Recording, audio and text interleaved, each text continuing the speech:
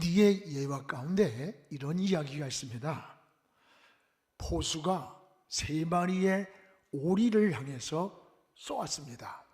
한 마리는 정통으로 맞고 땅에 떨어져 죽었습니다. 또 한 마리는 날개 축지를 맞고 떨어져서 겨우 살아서 도망을 갔습니다. 3번째 오리는 맞지 않고 멀리 날아가 버렸습니다. 이 3마리 오리 가운데 포수는 어느 오리를 끝까지 쫓아가겠는가 라고 하는 이야기입니다. 이미 죽은 것은 쫓아가지 않아도 포수의 밥입니다. 그리고 멀리 날아간 오리는 따라갈 수가 없습니다. 문제는 2번째 오리입니다. 날개 축지를 맞고 죽은 것도 아니고 산 것도 아니고 비실거리면서 도망가고 있는 그 오리를 포수는 끝까지 잡으려고 쫓아가고 있다는 거예요. 우리의 신앙도 이와 같다고 하는 말입니다. 여러분, 불신자나 믿지 않는 자들은 이미 죽은 오리와 같습니다. 이것은 이미 마귀의 밥입니다. 그리고 하나님 편에 서서 하나님과 함께 멀리 날아간 그 오리는 따라갈 수가 없는 믿음의 사람이에요.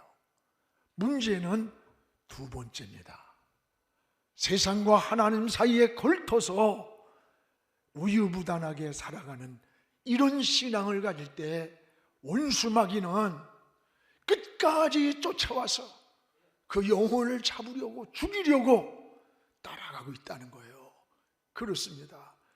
여러분, 우리 믿음 생활에 오히려 걸터 있고 우유부단할 때 시험이 많아요. 마귀의 역사가 많아요. 오히려 엉키는 문제가 더 많다는 것을 잊지 말아야 합니다.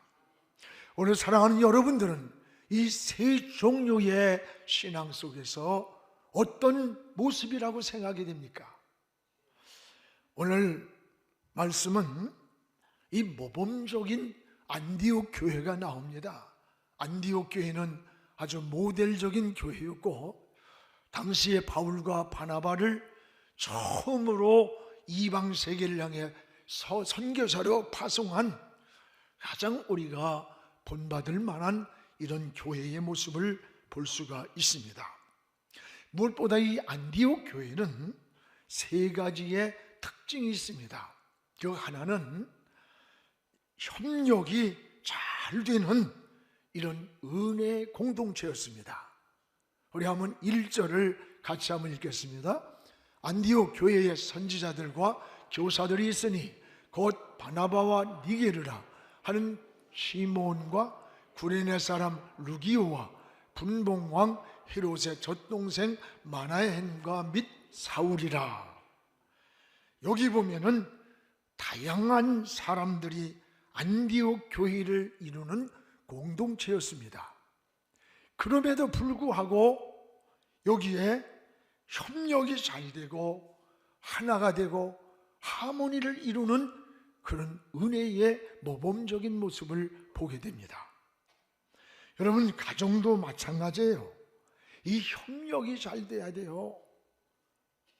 이 가정에 부부간에도 또 자녀도 부모도 형제간에도 이 하모니를 잘 이루어야 이게 행복해지는 겁니다. 은혜는 저는 오케스트라와 같다 이렇게 생각해요. 타악기, 현악기, 관악기 이런 악기들이 모두가 각자의 자기 역할을 따라서 소리를 잘 낼 때 이 아름다운 하모니를 이루는 오케스트라가 되잖아요. 여러분, 나라도 마찬가지입니다. 나라도 하나가 돼야 돼요. 나라마다 국민성이 있다고 합니다.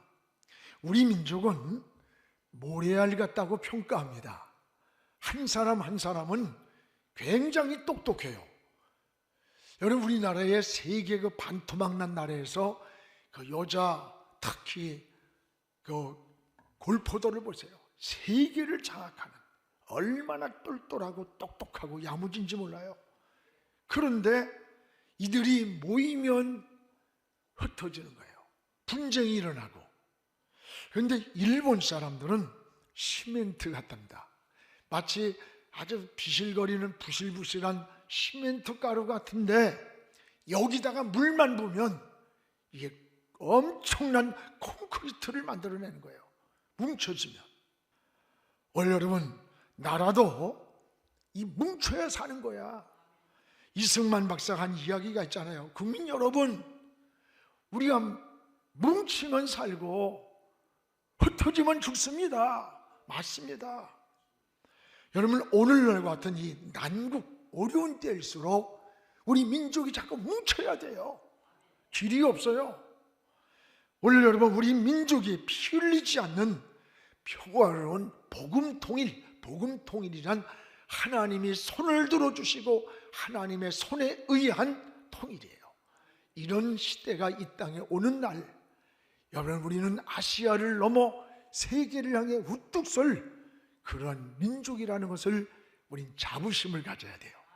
이게 굉장한 역사입니다. 오늘 우리의 신앙을 다시 한번 돌아보면서 두 번째는 이 안디옥 교회는 성령의 인도를 따르는 공동체였습니다.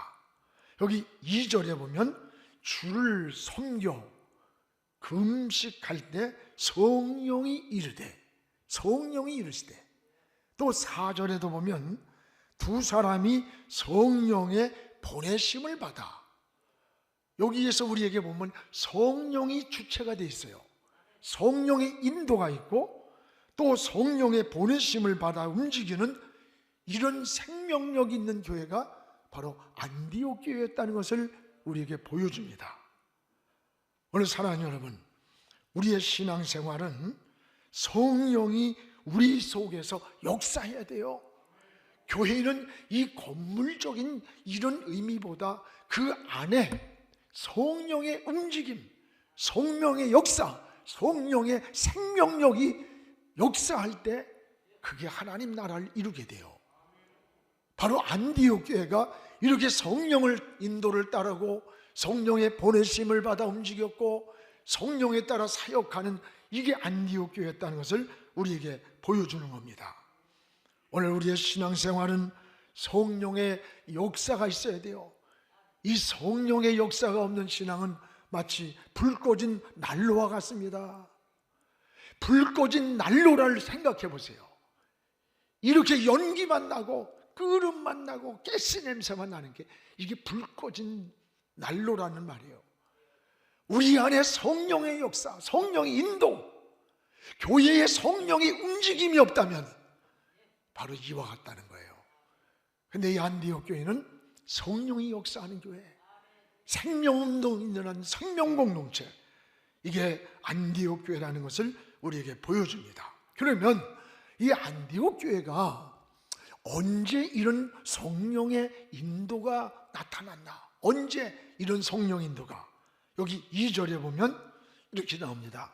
주를 섬겨 금식할 때, 주님을 섬기며 금식하며 기도할 때 성령이 이르시되, 성령의 임재가 나타났어요. 즉 하나님 앞에 기도할 때였다는 겁니다. 그렇습니다. 여러분, 기도는 하나님과 교제입니다. 하나님으로부터 새 힘을 얻는 거예요. 지혜를 얻는 거예요. 담력을 얻어요. 기도할 때 성령의 역사가 일어났어요. 기도할 때 옥토가 움직이고 옥문이 열리고 쇠사슬이 풀리는 기적이 나타났어요. 계시록 8장에는 성도들이 기도하던 그때에 제단 곁에 천사가 서가지고 성도들의 기도를 다 금향로에 담아서 저 하나님의 보좌로 올리고 있다는 거예요. 오늘 지금 여러분이 드리는 기도가 혼자 하는 독백이 아니에요. 보이지 않는 천군 천사를 보내서 그 기도를 담아서 금향로에 담아서 하나님 보좌로 올리고 있다는 것을 기억하시기를 바랍니다. 우리가 기도하면서 보내는 시간은 결코 낭비가 아닙니다. 기도보다 더 앞서가면 안 돼요. 기도보다 자꾸 앞서가면 인간적인 생각을 하게 되고 또 방법을 찾아서 자꾸 잔꾀를 부리게 돼. 그러나 기도는 방법을 찾는 게 아니에요. 저 하나님을 찾는 게 바로 기도인 것입니다. 오늘 사랑하는 여러분, 이게 안디옥 교회는 성령의 역사가 금식하며 기도하는 가운데 일어났다는 사실이에요. 또한 안디옥 교회는 또 하나는 선교 중심한 공동체입니다. 오늘 3절을 다시 보겠습니다. 이에 금식하며 기도하고 두 사람에게 안수하여 보내니라. 여기 두 사람이 누굽니까? 당시에 바울과 바나바예요. 이들을 안수해서 최초로 이방 세계를 향해 선교로 보낸 거예요. 그래서 바울이 최초 1차 전도 여행의 출발지가 어디냐? 바로 이 안디옥 교회입니다. 안디옥 교회에서 출발을 해서 열방을 향한 선교의 허브, 선교의 전치 기제가 어디냐? 바로 이 안디옥 교회예요. 여기서 하나님의 역사가 출발되며 선교 역사가 이루어졌던 겁니다. 사랑하는 여러분, 선교 많이 하는 교회가 복을 받습니다. 우리나라가 선교 올해 137주년이에요. 137년 전에 우리나라는 미개한 나라예요.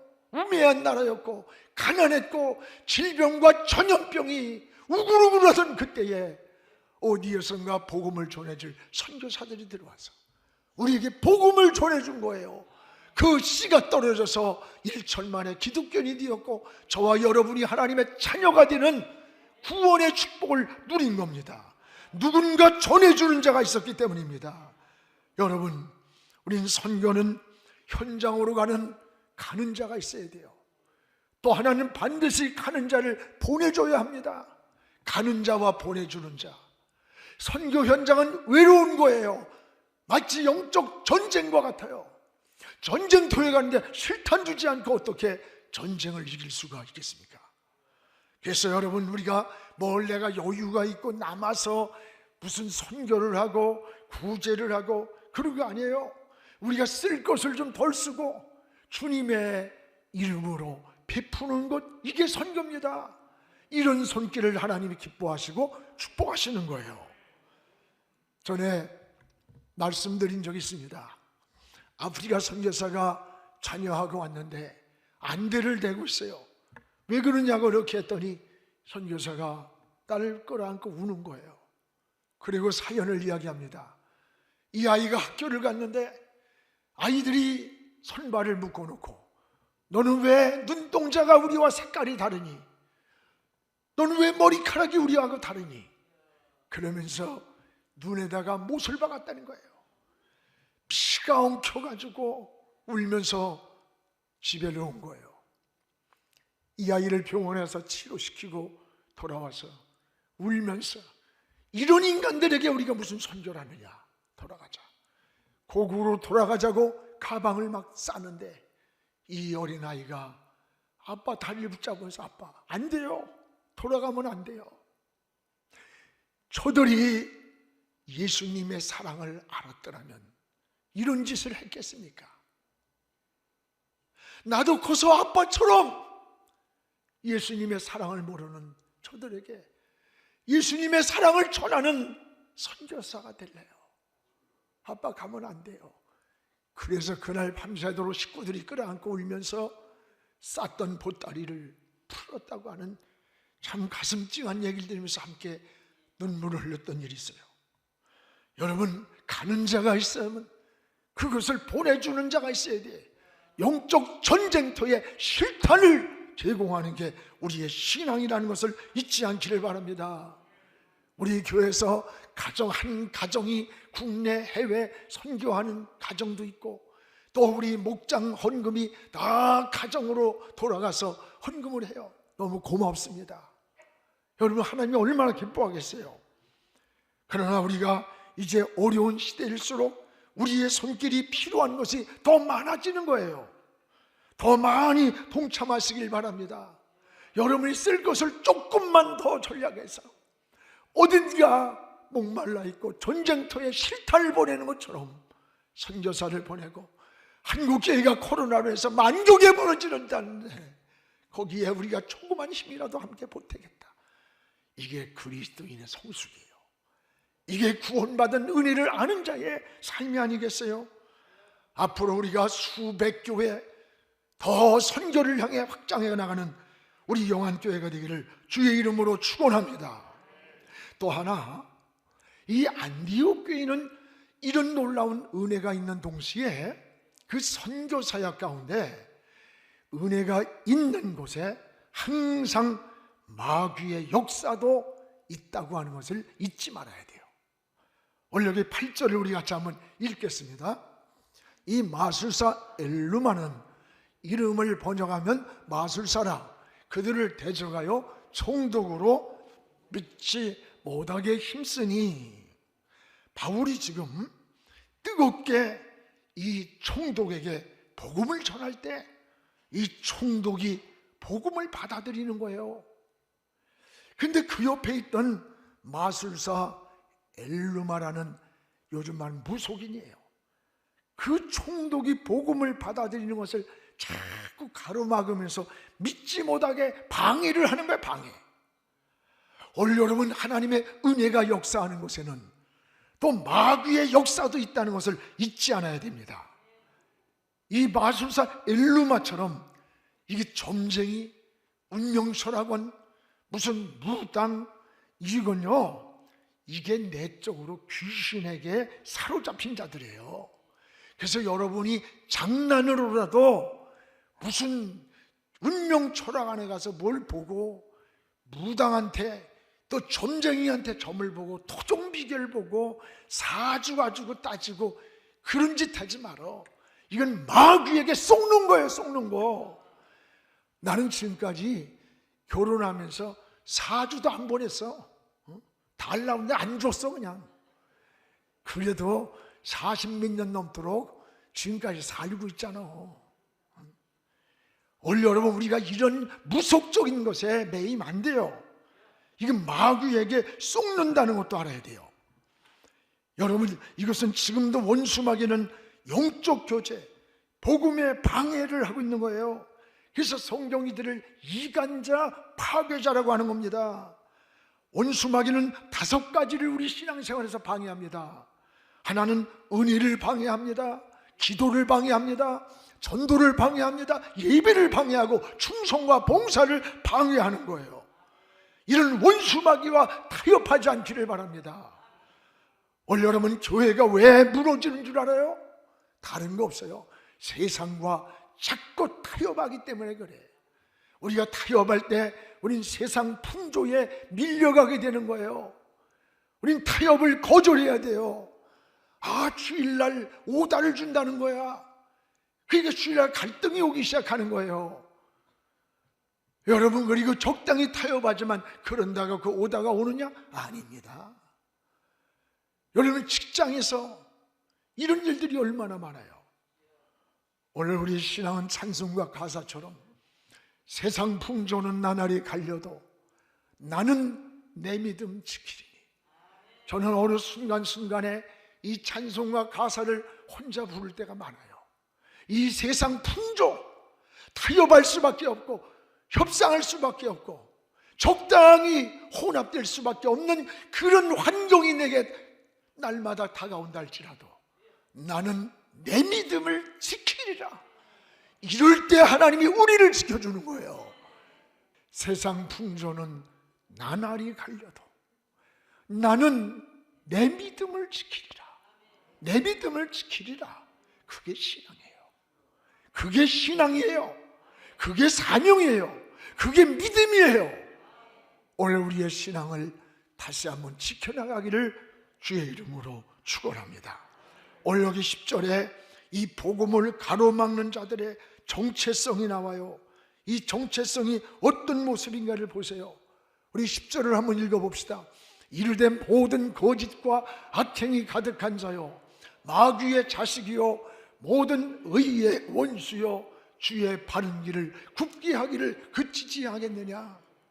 바울은 이 거짓자들의 정체를 4가지로 지적을 하는 겁니다. 하나는 거짓과 악행이 가득한 자다. 2번째는 마귀에 너희는 자식이다. 3번째는 의의 원수다. 4번째는 주의 길을 구부러뜨리는 자다. 무섭게 이 이 엘루마를 향해서 지적하며 책망하면서 정죄를 해버리는 거예요. 여러분, 이걸 알아야 돼요.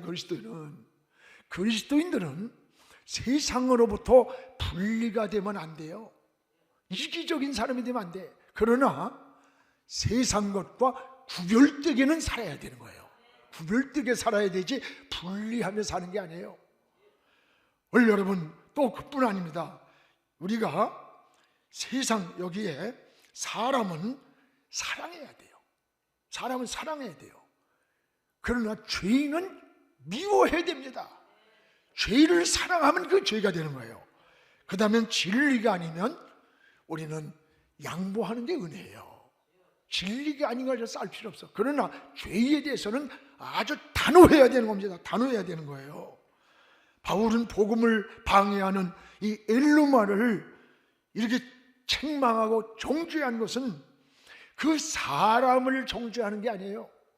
그 사람 속에서 역사하는 불의와 악을 행하고 거짓을 행하는 원수마귀, 주의 길을 구부러뜨리는 이 악한 사단이를 정죄하는 거예요.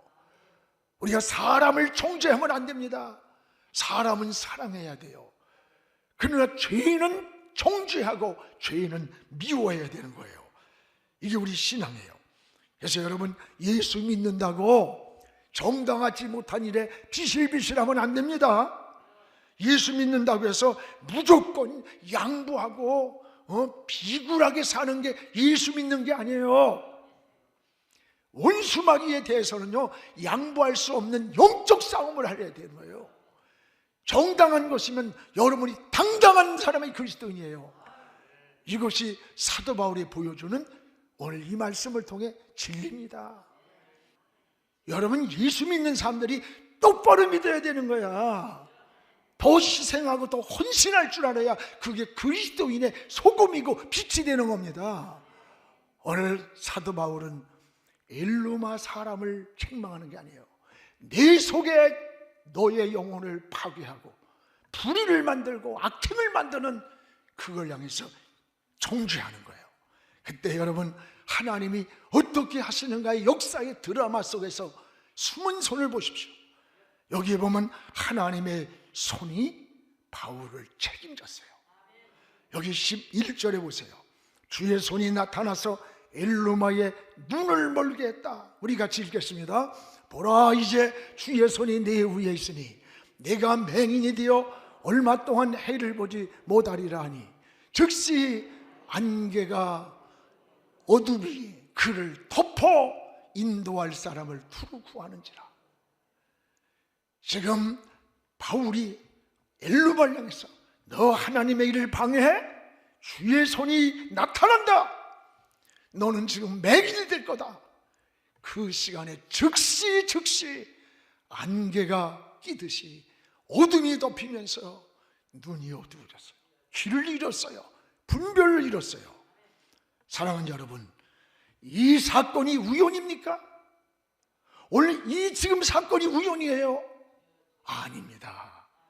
주의 손이라고 했어요. 주의 손. 주의 손이 나타난 거예요. 주의 손이 엘루마의 눈을 멀게 한 거예요.